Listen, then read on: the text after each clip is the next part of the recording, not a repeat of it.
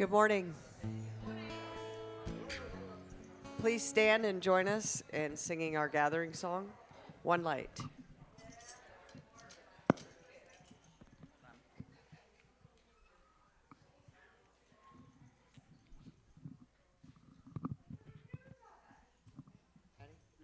One, two, three, four.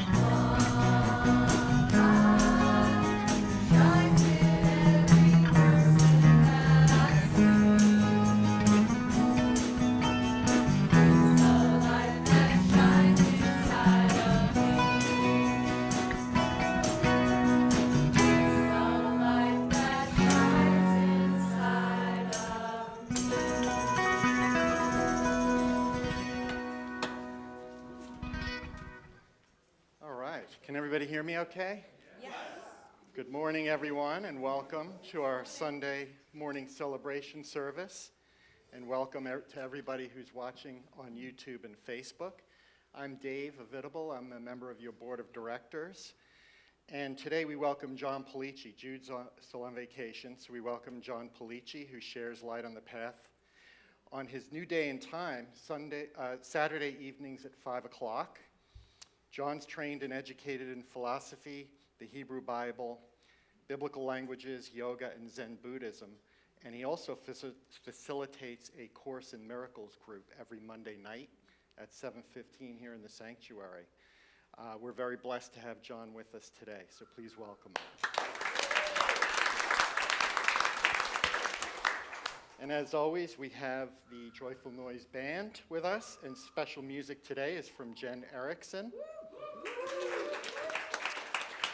And as I came in today, Nancy was finishing off this beautiful piece of artwork on the front here, and the band was doing their rehearsal, and I was thinking, how blessed are we to have so much creativity in this community.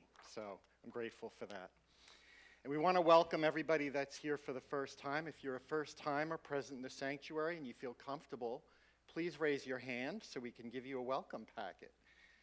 There's information in there about unity, and there's a prayer request form. There's also a form in there that if you fill it out and take it back to the welcome podium, we'll put you on our newsletter and our mailing list, and you'll get a free gift. We also invite you to gather with us in the kitchen and on the patio after service for some treats. There's some particularly good food today. I always check it out in the beginning. I'm like a bear at a campground, so when I go in there, they have to shoo me away. But there is good food in there, so please join us afterwards. And if you're a first-timer online, we want to welcome you as well. If you'd like to receive a welcome packet, you can do that by emailing admin@unityofstewart.org. If you haven't raised your hand, or you'd still like a welcome packet to share with a friend, you can find them on the table inside the sanctuary doors as you leave today. We'd like you all to know that Unity of Stewart is a welcoming, affirming, positive path of spirituality. Everybody is welcome here, no exceptions.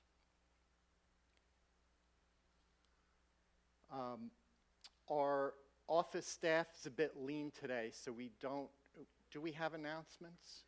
We do have announcement slides, okay. I would like to, before we get into announcements, I'd like to ask Tom Taylor, who's our treasurer, to come up and share with us some information. Here you go, Tom. Thank you, David. Ladies and gentlemen, I need to speak to you today about a matter of great importance to our continued operation of our center. That's our current financial situation. Simply put, our center's finances are a critical junction. Operating expenses exceed income by about $150 a day, 7 days a week. That's a shortage of $4,500 per month. And for the last couple of years, it's been necessary to dip into reserves to meet expenses. And to illustrate how challenging our condition is, Roberta Scott, our bookkeeper, had to come in on Friday to deposit the money raised at the coffee house on Thursday to help pay the bills. And even after that, we had to take $2,500 out of reserves. Now, last year at this time, we had around $12,116 available cash in reserves. As of last Friday, our total cash, including reserves, is now only $2,976.50. And I want you to consider that if there were no coffee house, the situation would have been even more dire. Now, I'm not giving you this message to instill fear, but I want to inspire collective responsibility and action. With your help, we can and will overcome this challenge. We prayerfully ask you that if you're in a position to do so, you reevaluate your level of financial support for our center. Committed giving of any size is the lifeline that sustains our ministry. Please hold Unity of Stewart in your prayers, affirming its stability, prosperity, and continued ability to serve our community. Let's work together to affirm and manifest the financial health of our spiritual home. Thank you for your faith and commitment to Unity of Stewart.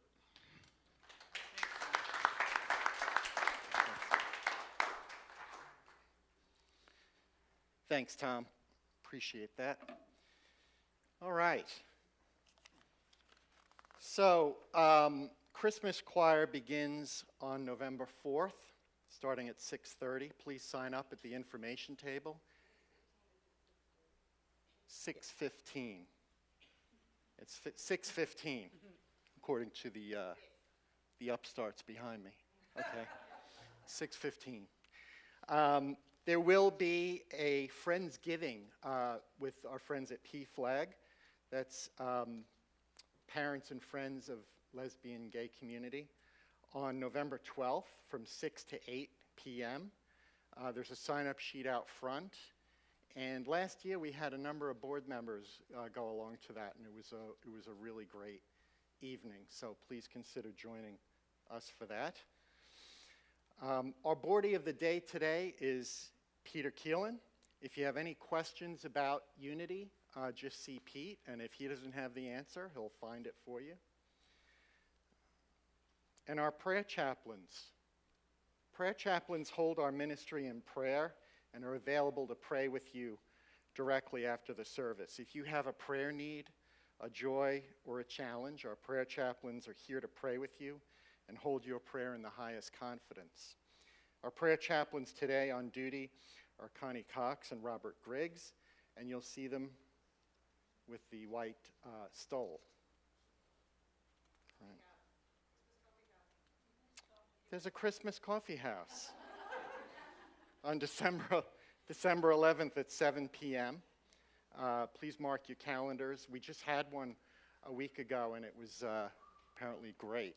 Is there anything you'd like to say, Doreen, about Coffee House? I'd like to thank everybody who did come. We had a good turnout. I think, what did it raise? 750? What? $735 it raised. So, and we count on Christmas. It is $5 more for the regular coffee houses. It's usually $10, but we do 15, and we actually sell tickets. So even if you can't come, if you could buy a ticket, but we'd like you to come, buy a ticket, and come, ideally, and bring your friends. Great, thank you. Okay, in addition to prayer chaplains on duty, you can also place a prayer intention in the prayer box up front in the foyer.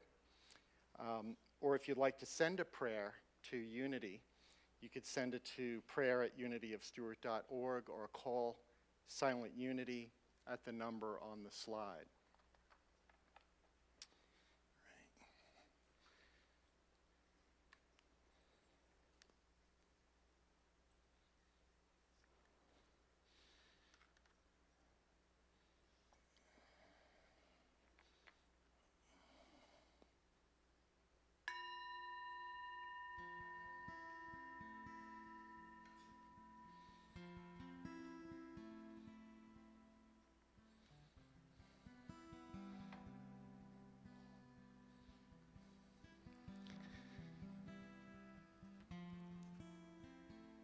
Today's daily word: divine wisdom guides my words and actions.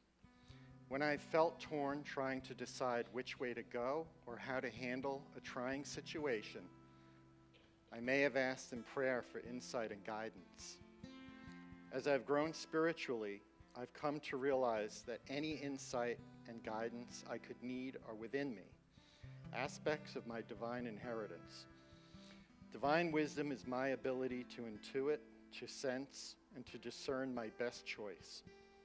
I pay attention to my hunches, flashes of inspiration, and the whispers of guidance I feel in my quiet moments.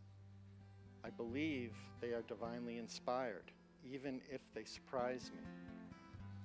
In confidence and gratitude, I move in the direction of my highest good, trusting in my innate wisdom. Just take a deep breath.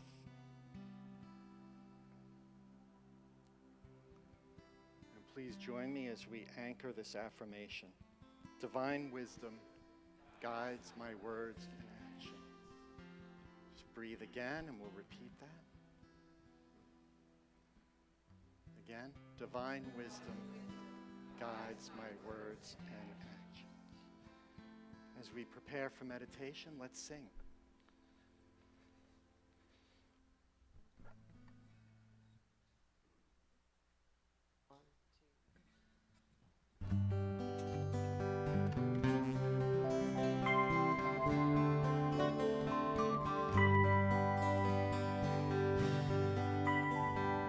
God's in every breeze, flowers and the trees, every baby's birth, and all who walk the earth. God is, God simply is. The energy that flows from our head down to our toes. We inhale love to make us whole. We exhale love to share our soul. God is, God simply is.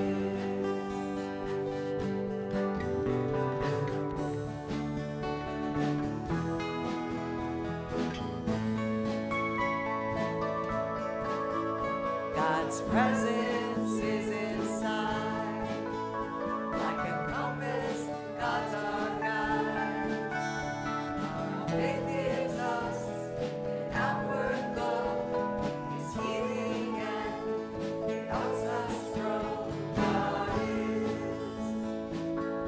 God simply is. Amen.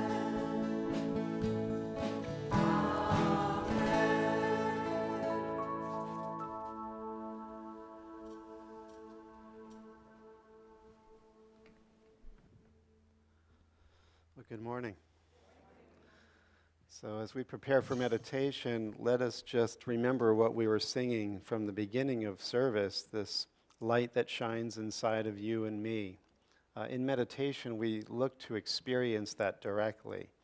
And it's been given the name witness consciousness. It's the one who is awake and aware all the time, the one listening right now. And as we turn our attention inward and just relax into paying attention to attention, we begin to slowly melt into this witnessing state. It's the one light that shines inside of you and me. So when we get to this level or state of witnessing, it is the one witness that we begin to see in everyone. And so let's just do that. Let's relax and let go of all thoughts, let go of all memories, emotions, and bodily sensations, and simply relax and breathe by paying attention to attention. As the psalmist says, it is by your light that we see light. So God is the light that lights our mind. We want to turn our attention back to this original light that we all are in the simplicity and eternity of God.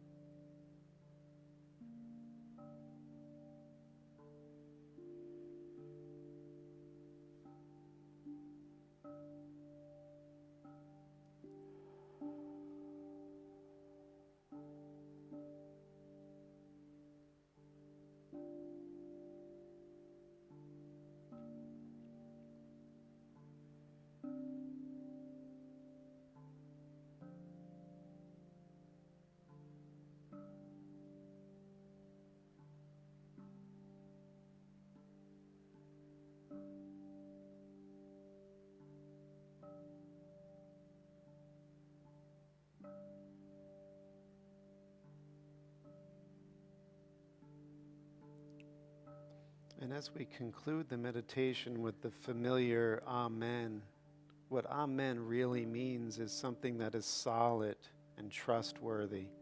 This witness will never change, never fade. It is the rock, the foundation of creation, and you are that. Amen.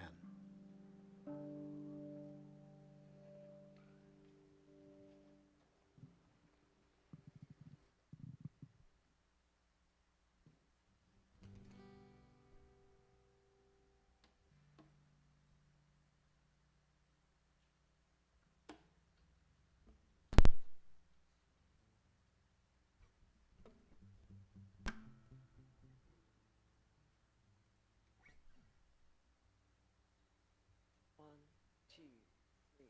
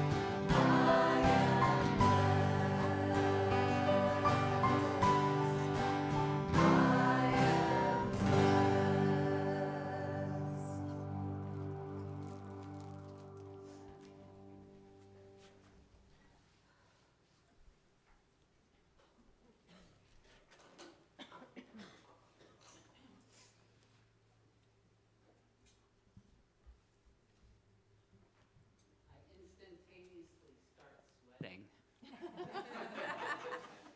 when I finish that song before I sing. It's true.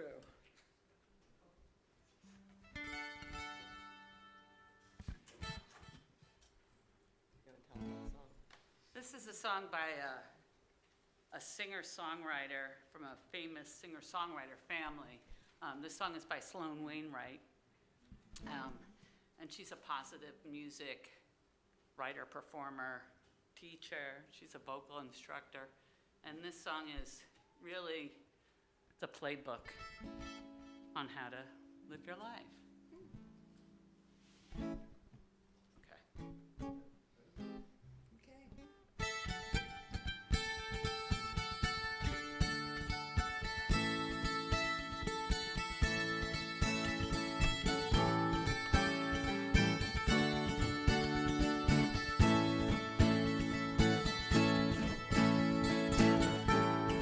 Wake up, lay down your burdens, leave them alone. It's time to move on. Step up with a light heart, shine it all around. Do your part. Read the word like a prayer. Send it out everywhere. You will grow. And the truth of this force leads us back to the source we all know. Live out the best of your life. Live out the best of your life. Take a chance, reap the rewards. It's yours to be had, what you're looking for.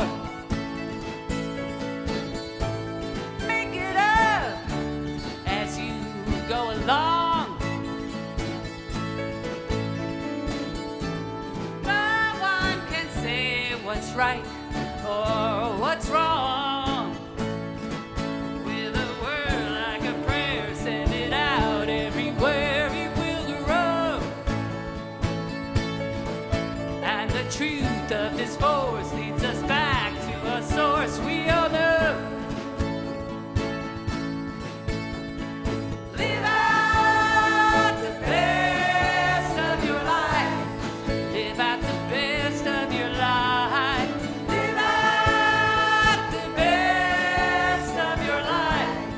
Live out the best of your life. Of your life. Of your life. Of your life. In a word like a prayer, send it out everywhere. We will grow. Ooh, we will grow.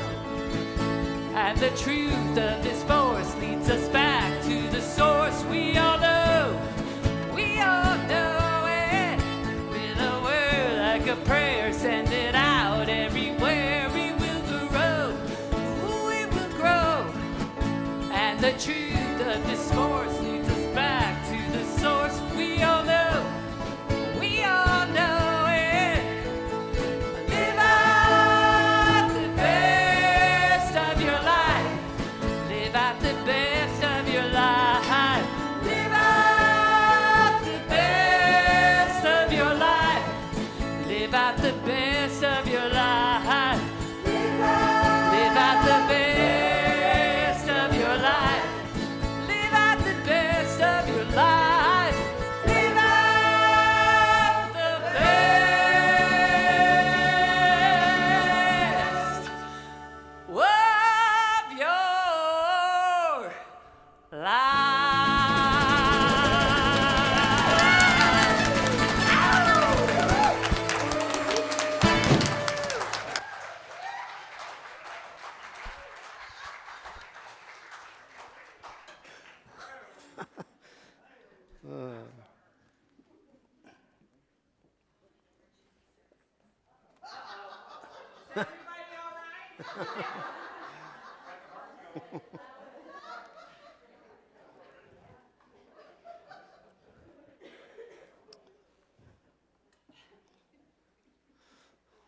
Yeah, I know. That was a treat. Thank you. Wonderful, wonderful. So, I guess I'll be nervous and sweaty too because we're going to be talking about relationships, and I wanted to come at this 1,000 different ways, and I'm still like, where am I? What am I going to talk about? It basically comes down to, in this 20-minute window, Buddha and Jesus are going to give us relationship advice. We're going to see how relationships are really the very foundation of our life. Like, without relationship, this was my original idea, like, we need relationships in order to survive when we come into this world. They are the most precious things. And when we start to grow and develop, relationships become a mixed bag, to say the least. We sometimes feel like the people we love the most we can't really tolerate. And other times, we find that, we just hit the mark with certain relationships, and it's just an easy ride. So it's really a mystery to navigate these relationships, and that's why the higher teachings of Buddha and Jesus I consider to be so vital, because they're coming at this from a completely different perspective than even, our psychological traditions in the West, And basically it comes down to Buddha and Jesus both see every living being as perfect from the beginning. And it's like Buddha uses the illustration that our nature is like a precious jewel.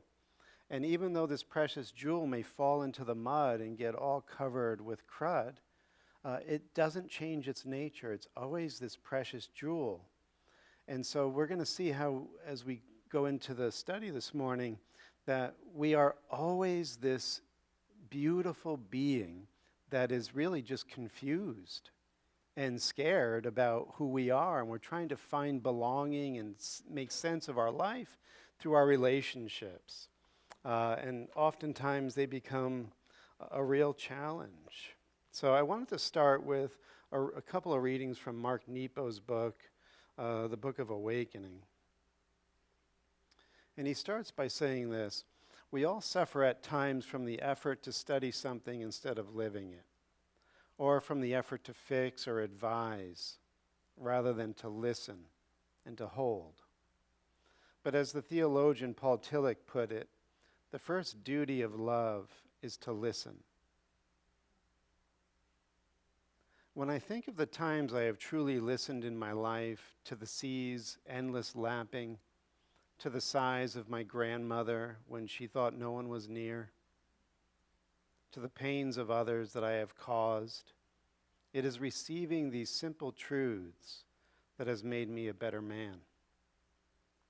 So often when we refuse to listen, we become obsessed with remaking the world in our own image, rather than opening the spirit within us to the spirit of what is. At the deepest level, ours is not to make ourselves heard, but to be still enough to hear. As the Native American elder Sakej Henderson said, to truly listen is to risk being changed forever. And when I read this in preparation for today, he mentions the size of his grandmother. And I went back to my days living with my grandma, and it was a different kind of an experience than maybe you're thinking of right now. I came from a very tumultuous childhood. My dad was murdered when I was 2, and my grandmother, with lack of evidence, thought my mom had something to do with it. And so at one point, I had a falling out with my mom, and I went to live with my grandma. And my grandma, for whatever reason, saw me as my mother, and she just despised me. And I felt like I was living in the basement, literally, of my grandma's house, and I'm not trying to get sympathy here. But I really thought my name at one point was Stupid Bastard. So Remember, if you were here last week, I had said that when people are, basically confronting you with things or telling you you're wrong, listen to them, they may be right. Well, as harsh of a lesson as that might be for a grandson of, 17 or whatever I was at the time, I did move away and you could say met with destiny and kind of woke up to the spiritual dimension of life.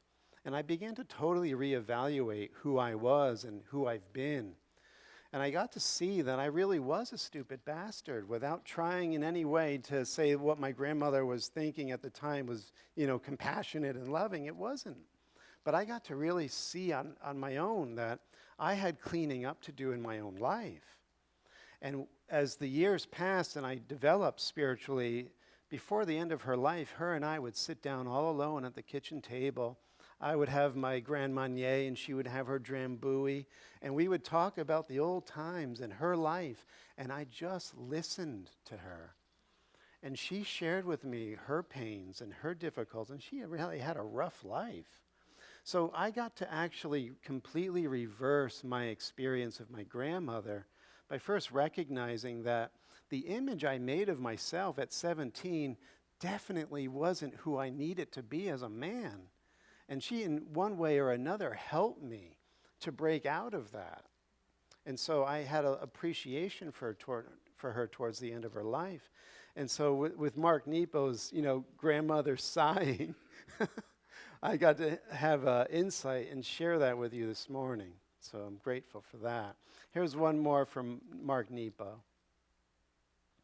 Another paradox I continually struggle with is how to let others in without becoming them. How to open the door of compassion without the things and people we feel for overpowering us. It goes as far back as Jesus and Buddha, and the miracle of such spirits is that they show us that there is some basic, clear element in each of us, like water, which can glow without a name, which can allow the pain and grief of others in without turning us into just pain and grief. Many traditions speak to this. We call it love when we do this for one another, and compassion when we hold this intention for all living things. The Tibetan Buddhist tradition has a meditation practice called Donglen that asks us to breathe in the suffering of the world, to hold it in that unbreakable place of compassion, and then to breathe back light. The beauty of such practice is that it assumes and affirms that there is something timeless and indestructible within each of us that can heal us and the world if we can just open ourselves to it. Okay? So this opening ourselves to this indestructible place, this unbreakable place of our deepest nature or compassion, is the way that we can allow love back into our heart. And so this is really what I wanted to emphasize this morning, is that because we're this original nature, this Buddha consciousness or Christ consciousness at our heart, and that is the changeless witness within us. This is one of the reasons why I wanted to bring this in as the meditation, that you never cease being the witness. And what we do is we layer that with our identity, with our stories, with our life experience. And we lose the connection to this bright and enlightened nature of that witnessing consciousness. And we fall asleep into our roles, into the costumes, into the things that we do within our relationships that get us bogged down and covered with mud. And what meditation does, what sacred teachings do, is they help us see how we can actually clean up and get the mud off of the witnessing consciousness, this bright diamond awareness that we are and have always been and will never cease to be. This is your eternal nature, and it's always now. Enlightenment is simply rediscovering, as I was just talking with a friend before church, rediscovering what you always already are. You're already the Buddha or the Christ consciousness. God is. And so what we want to do is bring this back into our awareness so that we can recognize that nobody is actually the source of our problem except our own belief about ourselves and our own insecurities.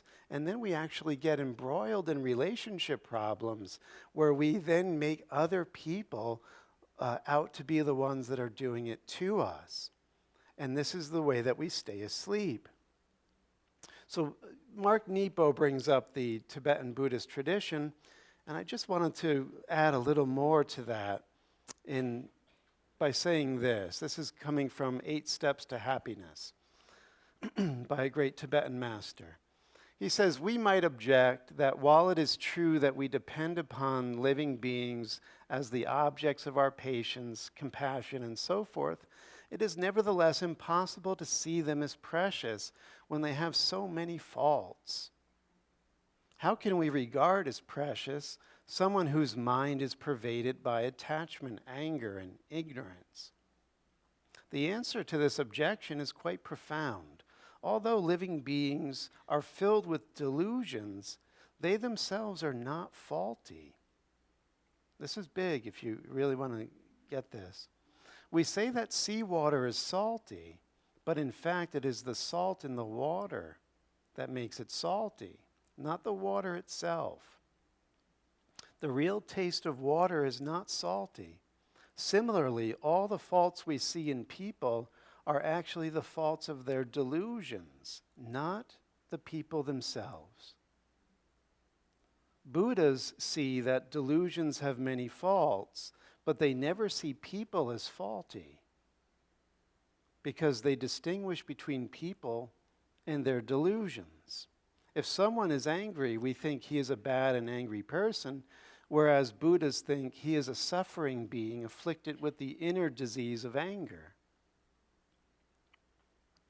If a friend of ours were suffering from cancer, we would not blame him for his physical disease. And in the same way, if someone is suffering from anger or attachment, we should not blame him for the diseases of his mind. And then he says, it's like a mother caring for her child. The child may throw a tantrum, but the mother in no way is thinking that she should now be unloving to the child. The child is simply acting in a deluded way. And so her love is not diminished for the child. Now, one of the things that really is the key ingredient here is getting back in touch with our witnessing nature, our spirit, right? Because that's really the same thing. As long as we are not in touch with our spirit, we identify as the ego. And so none of this will make sense from the point of view of the ego. But when we want to wake up as the spirit, we will see that all of our relationships, like my relationship with my grandmother, was a push towards me waking up. I could have stayed asleep as John and resented my grandmother for the rest of my life. She was horrible to me. I can go on with story after story, and I would have a definite agreement from many of you to think that you have every right to not love your grandmother. But in the end, I realized the value that her negativity offered me, right? It's the transmutation of poison into medicine, which is really the value of the Buddha's teaching. Everything becomes a means to wake up and to heal. Everything, okay? Now, here's Jesus' turn, and I'm going to try to be as brief as possible. This is taken from A Course in Miracles, and if you're excited about this kind of stuff and you want more, Monday evenings at 7:15 p.m. So in A Course in Miracles, he's really laying out a deeper psychology. And he's telling us, because we're the witness consciousness, we were never born and we will never die. That is our true nature. We are temporarily having a human experience, and we are so bought into it that we've forgotten our eternal nature. But God is, and God created us in the same isness as He is, she is, it is. So we are never not alive. We are always. And so when we come into our experience as this child being born in this time, growing up to be the adult you are now, you have a continuation in your birth. It's not a beginning. And so that's why, in A Course in Miracles, Jesus uses that as the foundation of understanding ourselves. He says that whenever we have a problem with our parents, let's say, he gives the example of our parents making us feel unworthy, he says that we actually can see that as a choice to accept their opinion or their belief about us. And it's not really that this becomes our reality unless we choose it. Because he says, you might not take your parents' political views. You'll veto that. But why not veto the fact that they think you're not worthy or lovable or pretty or whatever the case may be? We take this in as our identity, as our reality, and we feel wounded by what our parents have said or done, or our grandparents in some cases. And then Jesus says this, and I think it's very powerful. He says, when you get to the problem of what you think your parents may have done to you, and you say, how could they have done this to me? He says, the real answer is, they didn't. They couldn't do it to you because you're a spiritual being that is eternal. You can choose to accept their opinion and keep that as a scar and invest all of your belief in it and hold on to it and go to therapy and find just the right therapist who will say, tell me more about that. And get totally bought into the drama of your past and how they did you wrong. And it becomes your life and your reality. But it need not be. And that's why he says, you have a serious question to ask yourself in this connection. He says, we have said that the purpose of the resurrection was to demonstrate that no amount of misperception has any influence at all on a child of God. Right? Because he was brutalized, right? Rejected, spit on, attacked, and killed.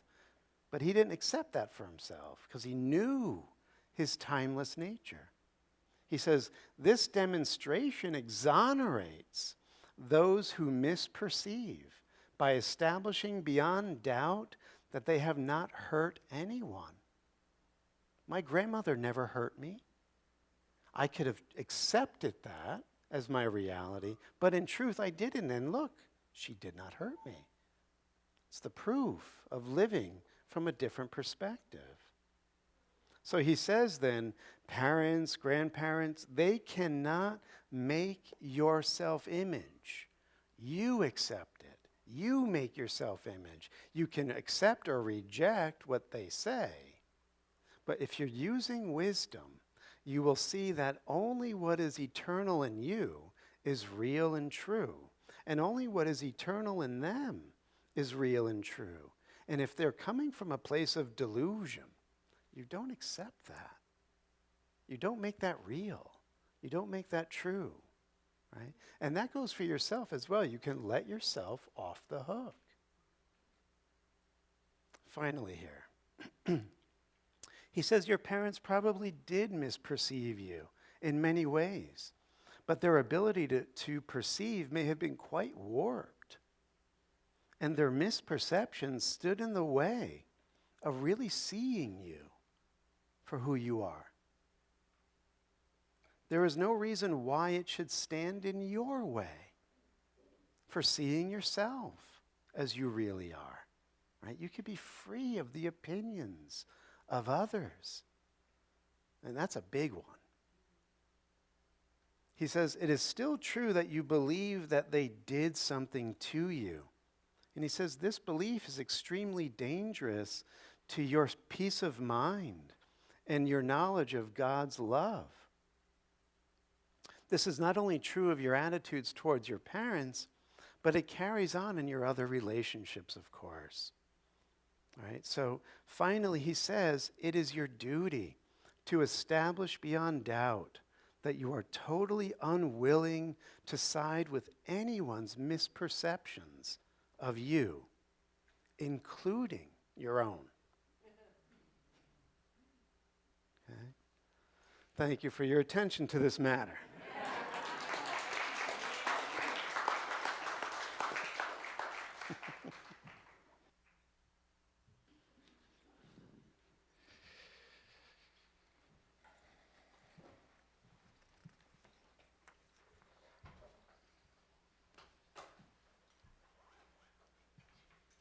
Thank you, John. That was amazing, as always. I just added 3 more books to my John Pellicci reading list. It just keeps growing and growing. That was great. It's come time for a love offering. And here are the ways that you can give to Unity of Stewart to support the work that we do here. For those on Facebook, the ways to give are pinned to the top of the page. And if you're on YouTube, you can go to unityofstewart.org and click Donate. We want to thank you all for your continued love offerings, tithes, and gifts. Thank you to our consistent givers. I hope you feel that the impact you have in this moment. And we bless the offering, knowing these gifts help to transform the world. And now let's affirm our prosperity prayer and the love offering blessing together. In a universe overflowing with the allness of God, all the needs of Unity of Stewart and those we serve are instantly, constantly, and bountifully met. From every direction, known and unknown, expected and unexpected, our abundant good comes to us now. We are grateful. Amen. Okay, and now the love offering blessing. Divine love, through as me, blesses all and multiplies all that I have, all that I give, and all that I receive. I give and receive always in love. All right. 2, 3.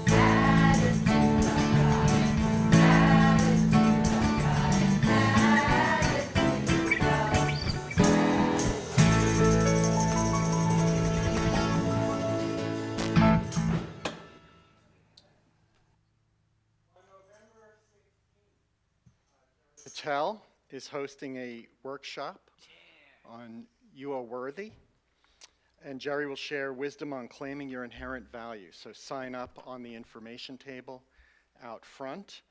And now I'd like to bring up Roberta for an announcement.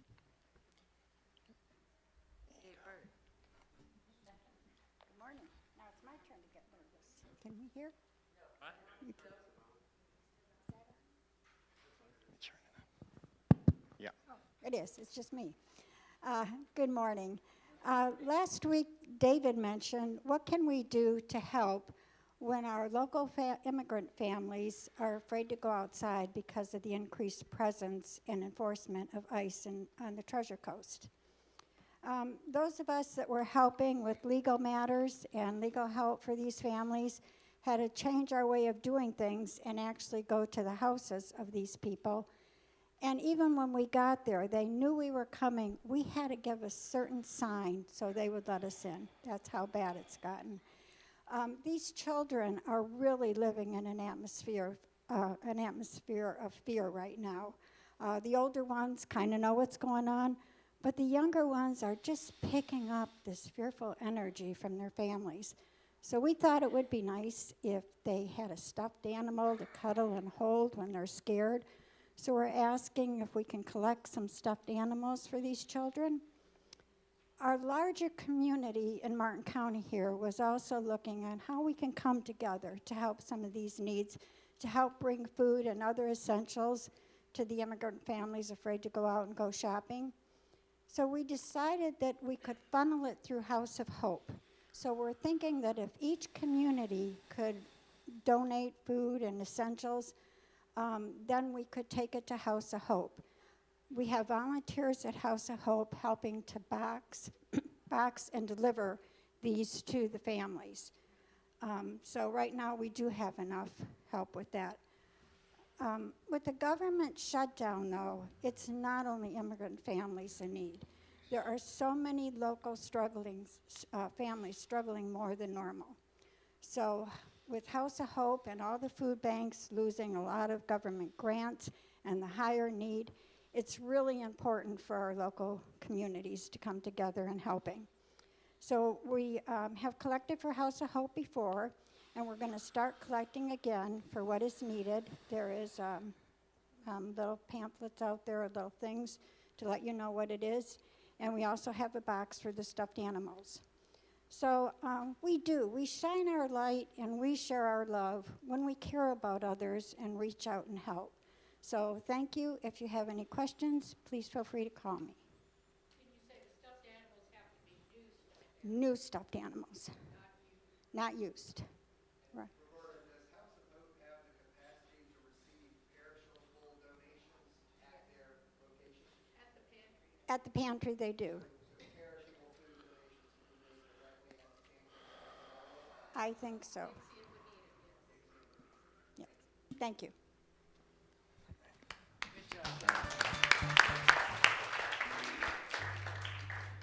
All right. Let's sing the kiddos in. Do we have kiddos? I saw them out there before. All right.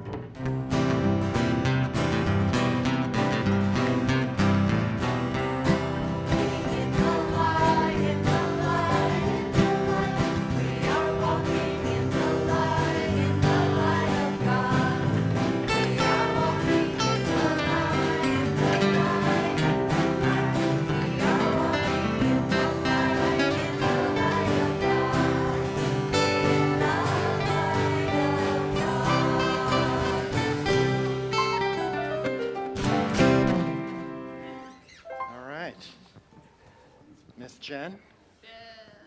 Hey! Good morning. Good morning. We have two new children with us today. They have chosen not to share. They're just taking it in and observing. Very nice. We are starting a unit on gratitude, elevating our gratitude. So that was our lesson was centered on. We played some fun games about increasing our gratitude, focusing on gratitude, because when we increase it, or when we focus on it, it increases, right? On the 16th, we are hosting, the YFM is hosting a pancakes breakfast. It is a fundraiser. It's a love offering. That money goes towards sending our teens to their regional programs in South Georgia, which we do 4 or 5 times a year. It's always fun. Yes, and that is on the 16th. Come hungry. Come famished. Thanks, Jen. And see. Thank you, Jen. And I've just heard that it's birthday Sunday. But we'll bless the children first. Let's bless the children first. 2, 3, 4.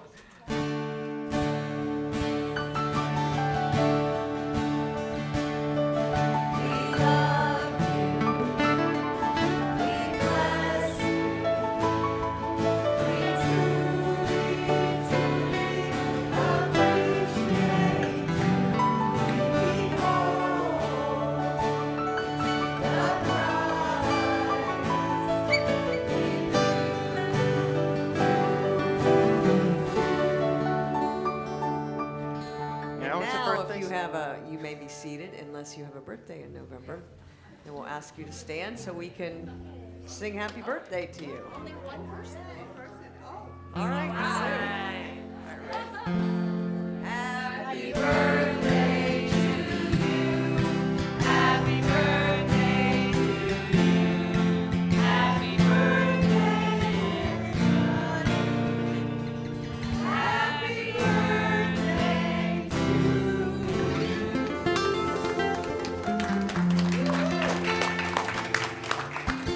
Okay, let's close with the prayer for protection and the peace song. The light of God surrounds us. I am light. The love of God enfolds us. I am love. The power of God protects us. I am power. The presence of God watches over us. I am present.